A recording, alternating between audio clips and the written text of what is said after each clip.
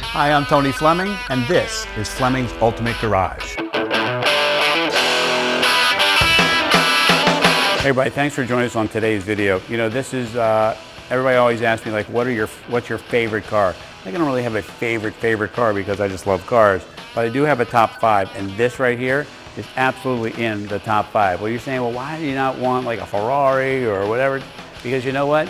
These things were so cool and so ahead of their time. The style and everything about them is amazing. Not to mention the incredible luxury that goes in these cars. And on top of it, when these cars were first kind of launched, you know, Cadillac was the world standard and Cadillac was the target to shoot for.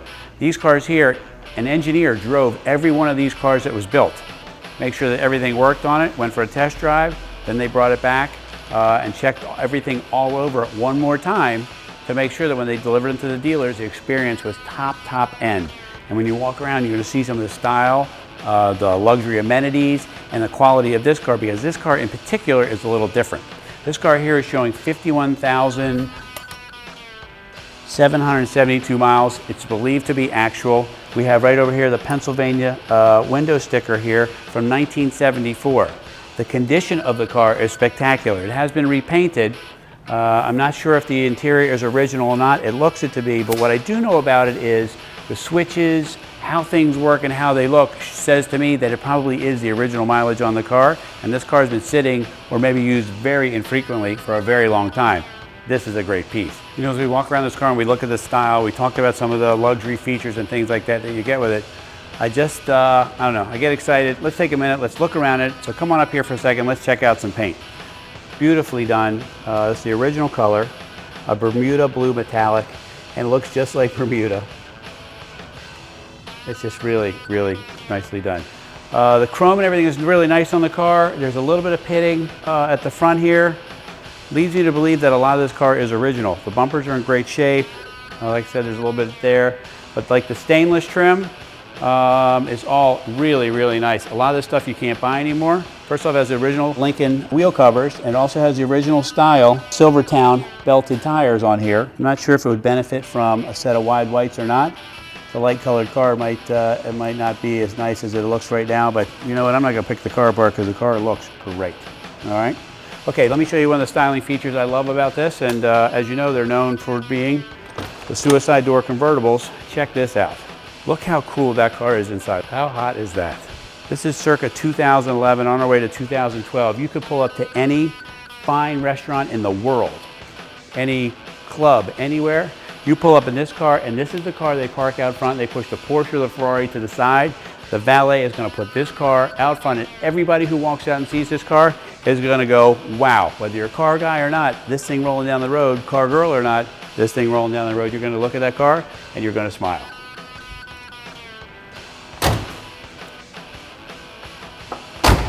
Look at that, man. Fit and finish is awesome.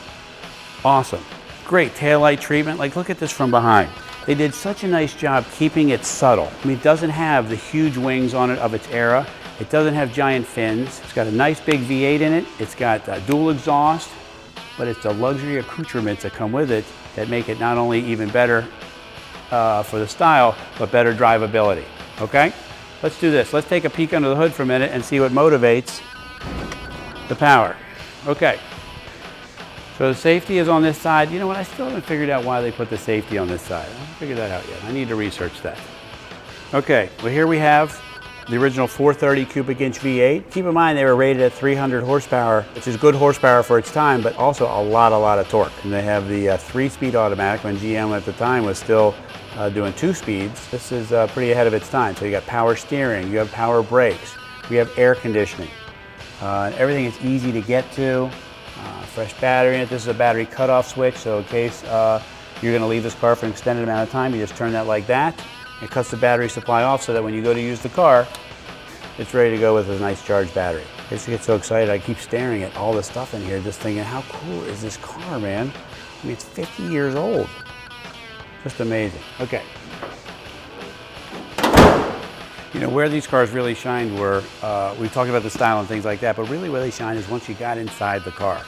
Because not only were they classy and elegant without a lot of drama outside, inside, they took it to a whole nother level of just great feeling and great pieces and all the good stuff that comes with it. But I wanted to show you one thing real quick if I could. Like, check this out. Real, like 6-passenger seating. Like, you want to take 2 couples out with you in this car? Everybody has room. The fact of the matter is, as you pile everybody in, you know, old school cars typically didn't come with air conditioning or power windows or power locks or those kinds of things, because they were actually very expensive options for their time. For instance, like the price of air conditioning alone on a regular muscle car or whatever back then could have been more than 10% of the actual selling price. So if today's average car was $40,000, would you pay $4,000 for air conditioning? Probably not. So it was very expensive, and that's why they didn't include it in most cars. The Lincolns, you got everything the way it is. I've never seen one without air conditioning, so I'm not certain that you could have got it as an option because they were all built that way. But what I wanted to show you was, once we got inside, some of the great things about the style that's in here. For instance, this right here, original seatbelts, okay? 1965 seatbelts. Look at the condition that they're in. That's a nice fold-down armrest here, which I like. Look at how cool the AM radio is here. You got the air conditioning that we talked about, which makes it really, really nice. The climate control system, the gauges and things like that. Look how clear everything is in the car and all the stuff that's here. You got the lights, got power door locks, which were vacuum operated. You have climate control right here. You have the factory clock that's there, showing 51,772 miles. Full gauges and kind of like the traditional Lincoln style setup for the pods and things like that. Great wood inside here. It says Lincoln Continental in it, in case you decide to take up smoking. It's just really, really nice. This person here added an upgraded sound system in here, which I would probably say, let's move this to the glove box. Look at that, we put the radio right inside there. Look at this wood, everything is in such nice shape. It's got wipers, speeds, washers, power windows.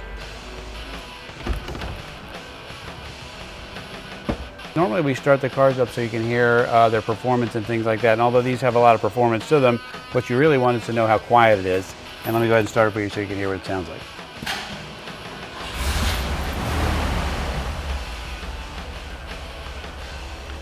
Look how smooth this car is. It's running, it's quiet. Really, really nice. But let me rev it up for you for a second just so you can hear it out the back. Check it out.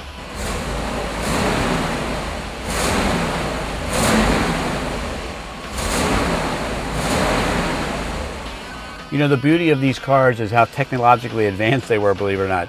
But also the weird thing is the style of how beautiful and straight, easy the lines are. It doesn't have all these great giant fins and scoops and whatever, which is style also, but look at how it's called the slab style here in here. These cars, if they built them today, they could sell millions of them. But anyway, what I really wanted to talk about was how beautiful the top works and how ahead of its time it was. You know, you see a new like Mercedes or BMW today that folds itself up and puts the tonneau cover up and then puts the top down and things like that. But like these cars here, these cars were doing that 50 years ago, right? So for instance, like it unlatches itself from the header, and watch this whole system work because it's really, really cool.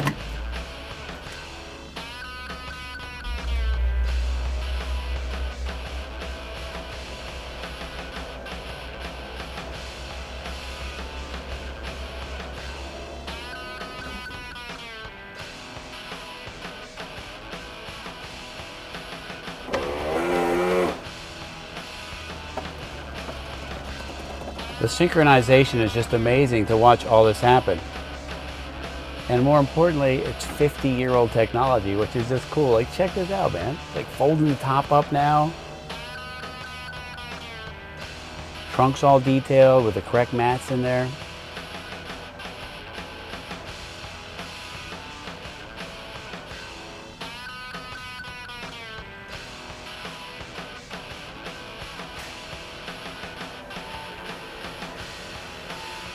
Snugs itself down in there so it doesn't rattle.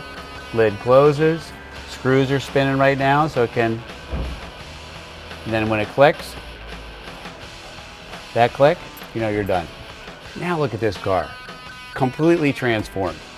Closing up the video on this car, you know, I've rambled on about so many of the things about the car. It's because you get excited when you see these. I'm telling you, this car going down the road, everybody goes crazy over it. You park this at a valet, this is the car they're gonna put out front. It's just a beautiful, beautiful car, and it has some great luxury features. It's great looking, on and on. It really is the whole idea behind a classic car. So if you can find a way to get this awesome Lincoln suicide door convertible in your life, do what you can, because you need to do it soon. 301-816-1000, and we'll tell you all about it.